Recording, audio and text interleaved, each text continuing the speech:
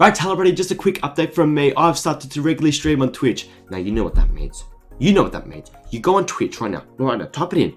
You try and find Natural Red, or just search it. Natural Red, and you click that follow button. Because I do lots of streaming now. Football Manager, it is boss. Also, like the video, subscribe because I'm amazing. Give us a follow on Twitter and Instagram, because once again, I am boss, I'm amazing. You know that, I know that. Let's just do the right thing. Right, that's it, let's get back to the video. Me gun. Hello everybody, welcome back to the channel. My name is Red. We are back for another season of Premier League action, and I'm going to make an original video today. Premier League predictions, no one else is doing this. Original idea, here we go. Right there. Right, to get relegated, I'm going to be looking at my notes because I don't follow any other Premier League football team because I'm a dumb cunt and I do not care. But I do care because we're making a video and you know that, I'm just joking. Right, to get relegated, Bournemouth to finish last, Fulham to finish 19th and Leeds to finish 18th. Now, the two promoted teams, Bournemouth and Fulham, they've lost a couple of players, both of them. Now, Fulham have lost Carvalho. They're their best player, I think. Is Mitrovic gonna finally turn up in the Premier League after 10 seasons of going up and down, up and down? We'll see. But Carvalho is a big loss, and Bournemouth haven't really added anyone, which is I don't know. They're just trusting the system, aren't they? Marcus Silva with Fulham. Silva, I think, is a good manager. He just needs some the type of players. That he needs a certain type of players, but I think because when he was at Watford, I think it was, they were flying under Silva. And then the other one is Leeds. Leeds have invested a lot, but also they lost Calvin Phillips and Rafinha. Their best two players. Now, they got the striker Aronson there. I think he's American. Is he from Austria? We got him from the Rasenball Salzburg, I think they is. He's a not bad striker. And there's some other players, but Rafinha and Calvin Phillips, like leaders in the team and a proper goal scorer and your most creative player in the front three. I don't know. Their defense is shaky a little bit. They've got obviously Jesse March is a new manager, but I think those three. So I've got Bournemouth, Fulham, and Leeds going down, unfortunately, for Leeds fans. Alright, the next three teams. So from 17th, 16th, 15th, 17th, I've got Everton, 16th, Nottingham Forest, and 15th, Brentford. Now, there's something about Everton and Frankie Lampard. Like last year, I was like Rafa Benitez. Yeah, they're going to finish top 6. Yeah, no, worries. He's going to turn Pickford into a star. Pickford was pretty good last year. But he's going to turn the defense into a defensive unit. And he's got Cavalier and Richarlison. He's got goals up front. And he's got a sturdy midfield of Allen and so on. And Doucouré, I think that didn't work out. And they started, obviously, they appointed Frank Lampard as their manager. I think Now, they did stay up. And they were trying to play more progressive football. But at the end, even Lampard's like, the fuck is this shit? And they're just gonna play counter-attacking defensive football. But now he's had a pre-season. Now he's had a few months to work out his plans and how to use his players. They've signed Dwight McNeil. Why? I don't know. They might be still going with the 4-4-2 and they want just an out-and-out winger on the left-hand side, or is he going to play left-back and just be rotation with Mekalinka? But I doubt it. Is he's going to try and train McNeil to be a right winger cutting inside? But he's never played that because Burnley don't play it. So why would I don't know. I said this in my last video. That's why Liverpool would never go near Burnley players or those type of players. They've been training that way. They only go for teams who train a certain way. Obviously, just to fit in that style. Obviously, and McNeil's been playing in even though he's a very talented, classy, good footballer. He's excellent with the ball, his feet, and he's a whip. He can whip a little cross in. I don't know. I just don't. And they're brought in Tarkowski as well. So I don't know if Tarkowski, he's obviously on the free, but is he past his best? I don't know. There's another Burnley defender here. Are they past their best? I'm not sure, because Tarkowski's a leader. And fuck me, Everton need leaders. But one player, and they still got Dele Alli, who's, I don't know, confusing. They've got rid of Richarlison, who I think is a bit of a shitbag, but he scores goals, right? He scores goals. And I don't think that defense is just leaky, man. And that right back, who's going to play their right back? No idea. And 16 got Nottingham Forest. Now, Forest, I am excited to see what they do. They've bought quite a few players. They bought Taowani from us. Big unit. He's about 6'5". He's quick. He's powerful. He's an absolute unit. And he's been regularly scoring goals in, I think it was Germany here, I think, when we sent him out loan. Was it Union Berlin or one of those? Hertha Berlin, one of those teams. I don't know. But they signed him, Jesse Lingard, Nico Williams. So good signings. Thinking, ooh, not bad. Like Nico Williams, like a promising, good standard right back. Jesse Lingard, goals from midfield. I think Lingard's going to be a good player for them. And they're just getting goals in their team. So if you can get Awoni and Lingard like chipping in with 15 to 20 goals and assists like together, like they're going to stay up, and that's why they probably paid the wages. And 15th they got Brentford, who haven't really strengthened. They've got Aaron Hickey, obviously. He was in Italy, I think it was, after he left Scotland. But they're thinking, right, there's something about Brentford and about I don't know, the way that like the coach, like I don't know, the way they're set up and the culture. There's something good. There's a good feeling about Brentford. I just think they struggled at the end of last season, maybe because it's just tiredness, and they need probably more squad depth, if anything. But I've got 15th they got Brentford. Alright, from 14th, 13th, 12th, got 14th Southampton, 13th Crystal Palace, and 12th Brighton. Now Southampton, they're such a funny team. Hassan Tutu has got them playing on. They look like sometimes the 1970 Brazil World Cup team, and sometimes they look like absolute shit. And they're a funny team, Southampton, aren't they? They've signed quite a few players, like Joe Aribo from Rangers. I think he's a good player. Good play him, like a combative box-to-box midfielder who can pass the ball. I think Aribo will be good, but in terms of Scottish Premier League compared to the English Premier League, don't know, but I think he's a good player. Well, I think that's it. That's all I think. They haven't really invested. That's the thing. Now, so that I think they're gonna be in a relegation zone again, like in the 16th, 17th, and I think, I don't know, just their goals and all that, Shay Adams and so on, are just going to pull them through. Same as Ward-Prowse, she's never going to leave that club, apparently. But I think Ward-Prowse, Shay Adams' goals is just going to lift them up and just keep them relatively safe. 13th got Crystal Palace. Now, in terms of positional and the Roy Hodgson and Patrick Vieira, they haven't really changed. But the way they are playing and like competitive, and they're just not baiting, but staying in games and just being a nuisance to the top 10. I think they're just going to like hang around the mid-table, but just enter 13th, but continue playing good football, being consistent, and just going to build a good defensive unit, but they just need a bit more goals in their team. But you know what? They're going in the right place in the Vieira, and you just got to keep patient with them. They haven't really signed anyone, I don't think. I researched it, and there's no one there. That's it! Now, 12th, I've got Brighton. Now, same as Brighton, same as Palace. Progressive football. They're just going to stay consistent mid-table and still making small steps forward. They lost Bissouma, which is a huge loss. He's just one of those players he's an absolute brick in midfield. He's press resistant. He can turn on he can do on a half turn and play a forward pass. He can absolutely win the ball back anytime he likes. I think he's an absolute superb midfielder. They lost him, and they haven't really signed. They need goals in their team, man, and they just need goals. So I think they're going to have I might put if it's like a bet of like Brighton, the most draws in the Premier League, because it's going to be so many when they're smashing the team, and they'll concede one and they'll score one, and it'll be 1-1. I don't know. So that's what it is. Yeah, Brighton to finish 12th. So 11th, 10th, and 9th. They got 11th. They got Wolves, 10th Newcastle, and in finishing 9th Aston Villa. Now let's talk about Wolves. Let's talk about Wolves. Wolverhampton. They've last year they were the best defensive team. I think one of the best defensive team in the league. The problem is they couldn't fucking score. They couldn't hit a barn door. Really, they could not just find the back of the net. Now they've signed obviously Nathan Collins, another defender, and obviously they've confirmed the transfer of Hung Chan. But is that enough? I think Raul Jimenez is an unbelievable striker, but unfortunately since since the injury, he just hasn't been able to get back to his normal level. And just need goals. Maybe Neto might be a spring that they need. They need maybe Podence as well, just something. They need more goals in the team. But it's so Nathan Collins from Burnley, who's a young defender. It'll be interesting to see how Collins fits in with Connor Cody and Bolly and all that. It'll be interesting. But I expect Wolves to be just a good hard team to beat all year and just be a sturdy. And Jose Sal's going to be still one of the best keepers in the league. And I think they're going to finish 11th. Just be a good season.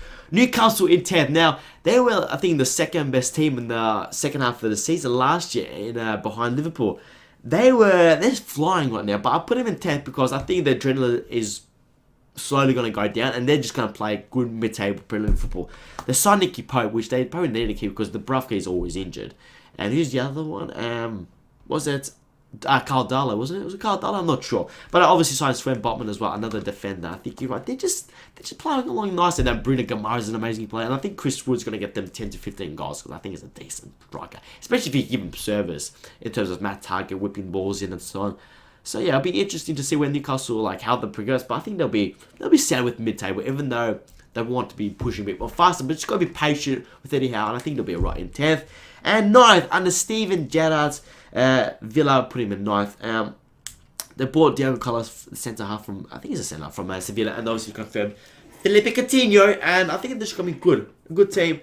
There's another, like, mid-table goals in the team, like, I don't know, I think the other day, they got, what's his name? Gerrard named McGinn as new captain and not Tyrone Mings.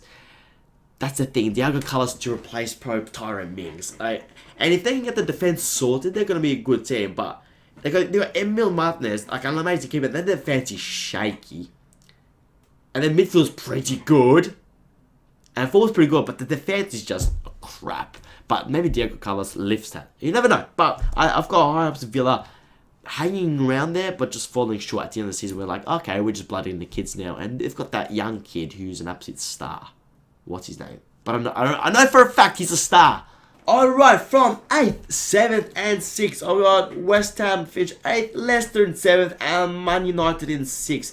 Let's talk about West Ham first. I think they're just going to keep, they're going to go, we could continue on, like continue from last season, the season before, just playing good football. Like, they're trying to shine that they're trying to shine that striker from Chelsea, but I don't think I don't think it's gonna happen. But they've signed like Aguerd from Aguerd from Rennes and Scamassa from Italy. Now, tall striker and a defender, thinking, build a spine. They needed a striker because every time Antonio's been pretty good for them, but every time he's gone out, they've like not had anyone else, and they've usually like played Yarmolenko up top, or they've played. Who else have they played up top? I don't know, but they're trying to be a bit more fluid without Antonio. And they've got Scamassa, I don't know how to pronounce his name. He's an absolute giant. And we're just going to play to him as a pro. He's probably going to, maybe he might start, you never know. But Tony's pretty good, but at least he's got squad depth now in terms of, because Tony's getting along now. He's not on the other side of 30th, so he's going to pick up more injuries and probably need more rest, especially playing in Europe. I think the Conference League, don't know. Didn't do my research. Should have done. 7th, Leicester. Leicester have done absolutely fuck all. Now, there talks about, they've lost Schmeichel. Is that true they've lost Schmeichel? I haven't seen that. But they might lose Tielemans as well, right? Possibly to United. Who knows if Frankie Young goes down the drain. We'll talk about United soon. But exactly, Brendan Rodgers, I think they might finish 10th. And I think Rodgers is a good manager. Like, he'll get them in 7th. And Man United in 6th. I think this first season is just going to be battling and settling the squad and their playing style. And they're going to have great ups, and they're going to have downs. And then the Ronaldo saga is just, it's amazing. It's Sir Alex driving into Carrington and thinking, this is amazing. But they've signed Martinez, who's quite a short centre-half. But we saw like Mascherano play centre-half at like a short height. I think it can work, but everything else in terms of reading the play and being good, like, low center of gravity and maybe being quick and being react fast to balls and cover your fullbacks and cover the centre half has to be perfect because you're lacking that high.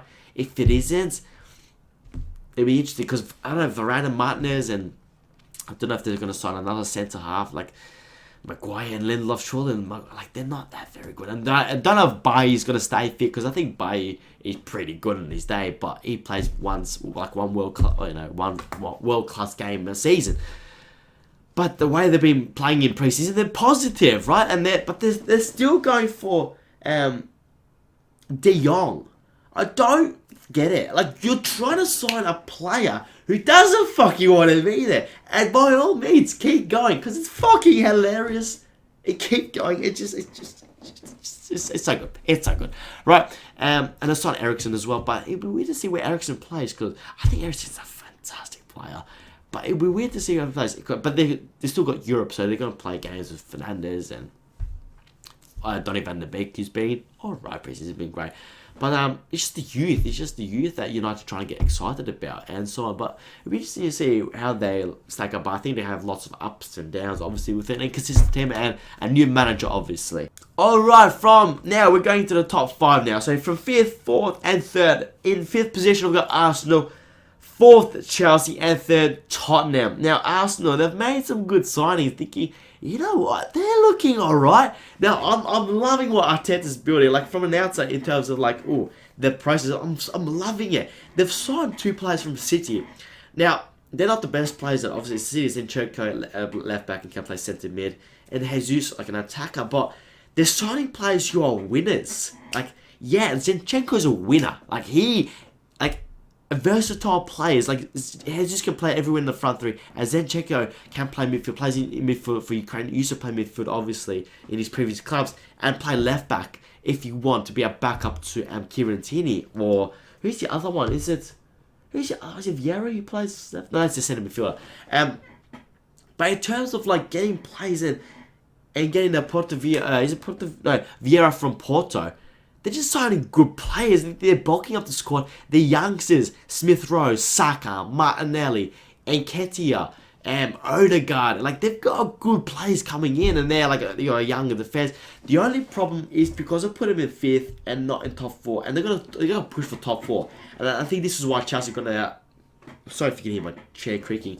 The reason why I think Chelsea's gonna pip them to top 4, obviously experience and better players, but Rams, I don't trust Rams there at all. He's good with his feet, he's a good shot stopper, but his positioning, his concentration, it's a bit wank, and he's still young, and he still can eliminate those mistakes. But I just don't see it with Martinez, and the defense is young. Like Ben White and Gabriel, yeah, they're fine. Left back Tierney and Tomiyasu, I think, are like, they're workers. They're gonna work for you. And midfield like Partey, Odegaard, and this new guy Vieira, like the buildings, and Zinchenko can play midfield. Like, there's been an attacking flair, and I like what Arteta's building. And it's just the only problem is probably goals, and that's why they've signed Jesus. And Jesus is gonna play the number 9, right? They've like got rid of Lacazette and Aubameyang like left last summer. It'll be interesting to see. They're gonna be a good team to watch. Like Arsenal, I mean, like from an outside, obviously, I'm keen to see.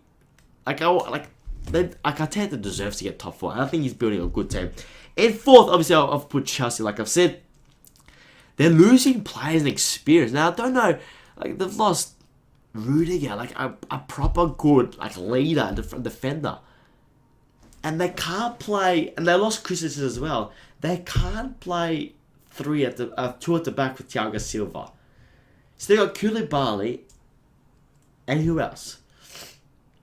I don't know. Are they going to keep, like, is Aspilicueta leaving? Like, they got so many question marks around the team. And Edouard Mendy, he's got flaws in his games as well. Like, again, a good shot style, but his positioning as well can be, and his kicking is questionable. And then losing Lukaku, and they're trying to sign more attack. Like, it doesn't make sense to me. Like, they lost Sterling as well. He's an absolute, like, lost Sterling. What am I talking about? They've signed Sterling like an absolute proven winger. But I need more goals in the team. They're a bit, I don't know. There's so many question marks. And Tuchel talked about his pressure conference. Yeah, we are not ready. Like, he said it himself. He's not ready for the new season. So, they're going to hang around 4th and 5th, Chelsea. And they're going to struggle. And I think just because of experience, they're going to people in front of Arsenal because of Arsenal's flaws. But, yeah, because I think Tottenham, let's talk about Tottenham. In 3rd, I think their business has been top notch. And they've got Conte. Like, Conte doesn't fuck about, does he? They've signed Perisic, who's a class experienced winger. Richarlison's got goals in him, even though I think he's a bit of a shitbag, a bit of a cunt. Basuma and Spence from Forest, who's like exciting winger. Like, they've just signed squad depth. Their first team has always been, they're pretty good, but they obviously got the guy from Atalanta in the back. They're like building squad there, Basuma in midfield, and getting goals, like helping Harry Kane, Son, and Moura. Yeah, I like it. I don't know. And Perisic, yeah, there's something about Tottenham. Like, they're going to be, and they bet Man City twice last season. They drew with us twice as well. If they can get points, start like competing against, like, winning the games that need to be won, they're going to be a force. But I don't think, we're going to talk about the first two, but I don't think they're near it. But I think they're going to be away from Chelsea and Arsenal and United, that's for sure. Alright, here we go. The moment has arrived. Now, you know what I'm going to do. I'm going to fucking back my team. Liverpool are going to finish first and City finish second. I'm just hoping that the fact that City lost quite a few of their squad players, thinking, yeah, they're going to struggle, and losing, like, even Zinchenko, like, who's, like, one of their best players, they're losing just squad depth, and Jesus, who played regularly, and Sterling as well, who's been, like, Sterling's been amazing for them. Like, I don't like Sterling because he played for us and left us in a bad taste, but the way, like, he's been there for, like, 6 years, 7, like, 8 years now, approaching maybe 6 years. Like, he's been there a long time, and he's been the guy in the wing under Pep Guardiola. I think, yeah, like, big moments, think he could goal. But they signed Erling Haaland, who's an amazing finisher. I'm just hoping he just struggles a little bit of the pace of the Premier League, which won't happen. He's gonna score goals, you know what I mean? Like, he's gonna. I'm just thinking, like, because Cancelo play left back, they're trying to sign Mark Cooker out. And if they do, they probably will sign him because it looks like a done deal. That's an amazing. They're gonna put Cancelo on the right hand side, and they're gonna put Walker as a backup. And I'm just hoping they, because Edison's got. I think Edison's got some flaws in his games in terms of 1v1 shopping. Probably goes to, you know, fucking Coles and Woolworths. Stopping. But I'm just hoping, like, Haaland and the midfield runners don't work, and they don't get many track back, and they're losing leaders like Fernandinho and Sterling in their team, and I don't know, I'm just hoping. You know what? They're not going to fucking fly. They're going to get 95 points, and if we have to win the league, we have to get 130 points. Even though it's not possible, we probably have to get 130 points. And that's what we're going to put Arsenal first. We have to go again. Like, under this Jurgen Klopp team, how many times have we just fell short, and we just got to keep going. And, like, this team is, like up here more than City. City have got the talent, but up here with Liverpool, we're just gonna keep going and going. And we fell short. We failed in the Champions League final. We're gonna go again and we saw Nunes, different attacker to what we usually buy, a different system, something different, like an out-and-out striker. Give the ball to him and he'll fucking bury you. We haven't seen that much in pre-season because of the fucking dumb 12-year-old virgin twats in the Twitter thing. Compilations, who gives a flying monkeys? Carvalho, Alia, exciting youth players, and we just saw just excitement in the team. Like Luis Diaz is under pre-season under Jurgen Klopp. Mohamed Salah, fresh and ready to go. He has no tournaments in pre-season. Fantastic. He's going to be raring to go. It'll be interesting. It's going to be another 95 points. And I say it again. While Pep Guardiola and Jurgen Klopp are in this league, no one else is going to win the league in terms of those two teams. Like Tottenham are going to come close. Chelsea might come close. Arsenal might come close in the future. But when those two in the Premier League, no one's going to come close to them. I think it's going to be another 95 points. It's going to be stressful. It's going to be nervous. It's going to be a heartbreak every time we draw a game, even though it's fucking normal and it's obviously going to happen.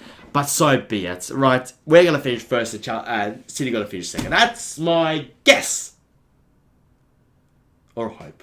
Alright, other predictions I'm going to talk about. I reckon, people have been talking about the Golden Boot, right? Thinking Nunes or Haaland or Jesus or bloody Martial.